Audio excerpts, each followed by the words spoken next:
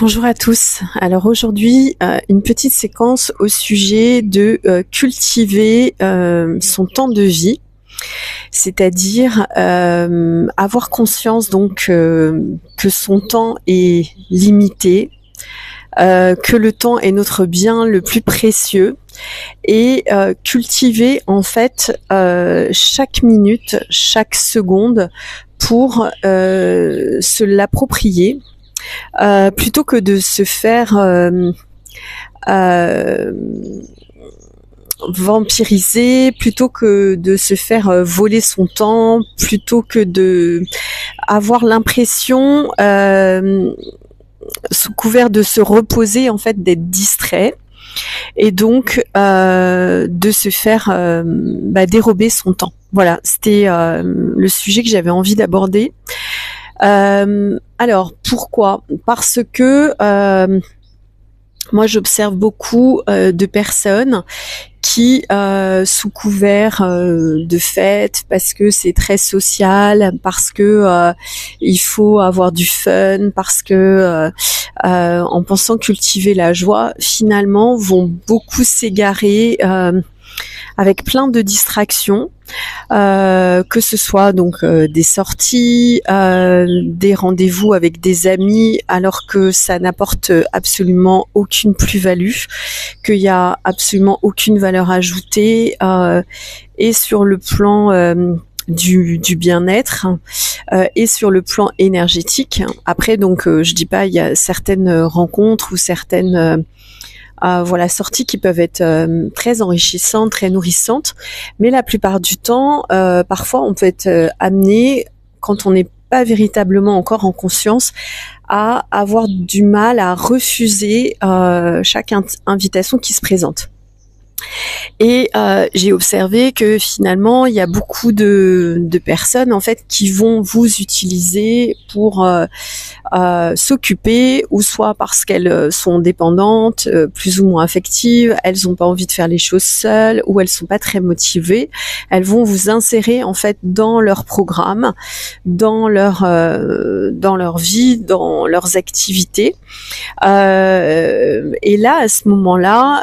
l'idée c'est de se repositionner avant d'accepter quoi que ce soit. Déjà de le sentir intérieurement, si on se sent appelé à participer ou pas. Si ça va être nourrissant pour nous, si ça répond. Pareil, à partir de l'espace d'être, en fait, de retrouver par exemple une personne ou d'avoir telle ou telle activité parce que ça va venir nous nourrir, ou si au contraire ça vient à partir d'un espace de peur ou de culpabilité, de pas savoir dire non, de pas refuser. Si ça part aussi au niveau des émotions, du fait de vouloir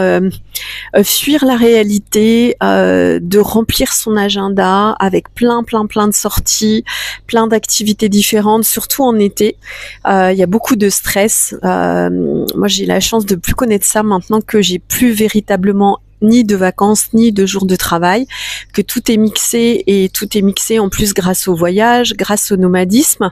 Donc j'ai plus ce clivage en fait entre être en week-end, prendre des vacances. Mais j'avoue que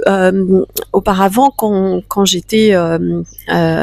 mon compte mais en indépendant, et que j'étais sur le modèle matriciel de la semaine de 5 heures, voire même, enfin de 5 jours, voire même de 6 jours ou de 7 jours, il y avait ce clivage de vite, rentabiliser son week-end,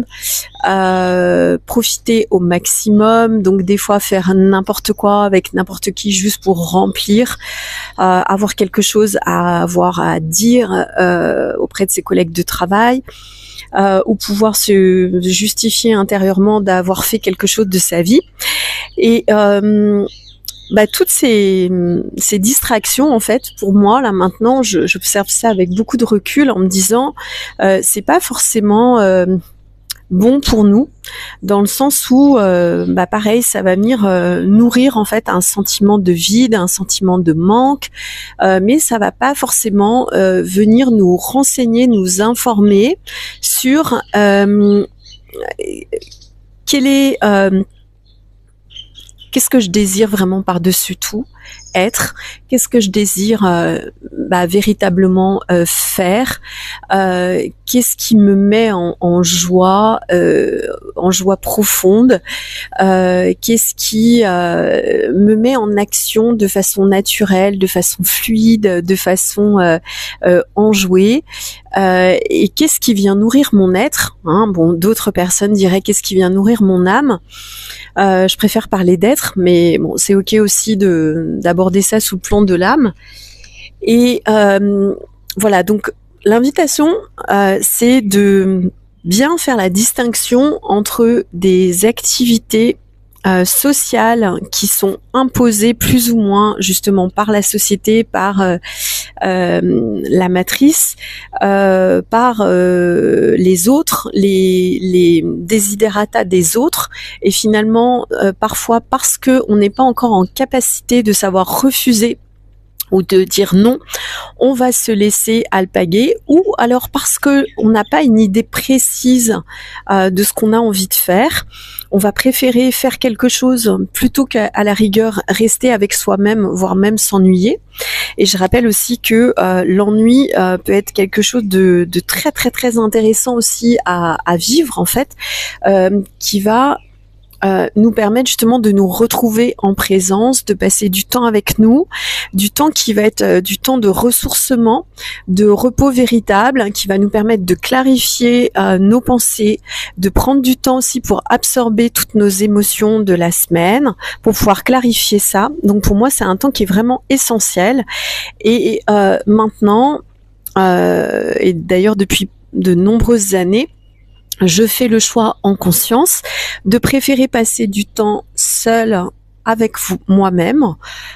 pour justement pouvoir avoir le temps de me retrouver, de me repositionner, de m'aligner, de me recentrer, de me reconnecter à qui je suis, à mes envies profondes, peut-être aussi des fois d'en découvrir d'autres finalement, hein, ça peut être aussi ça, découvrir, laisser émerger en fait des intuitions, voilà, se donner le temps aussi de faire venir à nous les synchronicités, faire des nouvelles rencontres, se poser, mais se poser sans distraction, c'est-à-dire sans lecture, sans la volonté aussi de se remplir le cerveau, de devoir apprendre des choses, de devoir connaître ou être à jour de tous les nouveaux bouquins de développement personnel, ou de devoir regarder voilà les dernières séries à la mode qui vont de toute façon toujours nous amener vers l'extérieur. Et c'est bien ça le problème des distractions, c'est toujours nous amener vers l'extérieur au lieu de nous faire revenir à l'intérieur de nous-mêmes, trouver les solutions en nous, trouver tout ce qu'il y a à... ou plutôt laisser la place à tout ce qui a à émerger en nous, qui va pouvoir émerger à partir de cet espace en fait de repos, de calme, de tranquillité et de non-faire, de non-avoir et de non-recherche de quelque chose à modifier, à changer, voilà. Donc c'est l'invitation que je vous fais peut-être pour cet été, peut-être de limiter tout ce qui est distraction, et qui passe par le faire, que ce soit la lecture,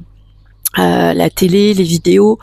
et même les réseaux sociaux, le sport aussi à haute dose,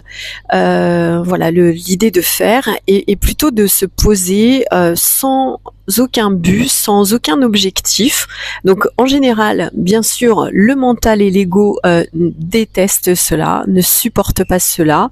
Et c'est vrai que dans beaucoup de coaching motivationnel, on va vous inviter justement à vous fixer des objectifs, à rentabiliser entre guillemets vos vacances, rentabiliser vos jours de congé, arriver à tel résultat, et ça met une pression. Et juste un petit aparté aussi, en tant que parent, beaucoup de parents ont l'objectif, la motivation d'être les parents parfaits pour les quelques semaines ou quelques jours de vacances qui passent avec leurs enfants. de faire un maximum de choses, et ça occasionne, de mon expérience personnelle, pour l'avoir vécu il y a très longtemps, beaucoup de stress. Et d'ailleurs, j'ai remarqué que quand je prévoyais finalement des choses avec mes enfants, c'était toujours déjoué. En fait, tout était rendu impossible pour finalement remettre de la surprise, remettre du non-savoir, finalement, non, on avait prévu de faire ça, mais c'est pas du tout comme ça que ça va se passer, et pour ramener de l'inattendu, de la surprise. Voilà. Donc, et si cet été, plutôt que de croire tout savoir en fait sur comment vous devez entre guillemets réussir, parce qu'on en est un peu là quand même pour certaines personnes, réussir votre été, vous laissiez tout tomber, vous n'aviez plus aucune attente, vous laissiez tomber dans le laisser être, dans le laisser faire, sans non plus suivre toutes les invitations et les distractions et les sollicitations qui peuvent venir de l'extérieur, quelles qu'elles soient, d'événements, de personnes, de rencontres et autres, et que vous plongiez à l'intérieur de vous-même pour pouvoir véritablement revenir à la source et voir émerger peut-être tout ce que vous avez toujours rêvé de percevoir, de ressentir, de savoir à propos de vous-même, et qui va vous permettre ensuite de prendre un nouveau tournant dans votre réalité et pour votre avenir. C'est l'invitation que je vous fais, et en attendant, je vous dis à très bientôt.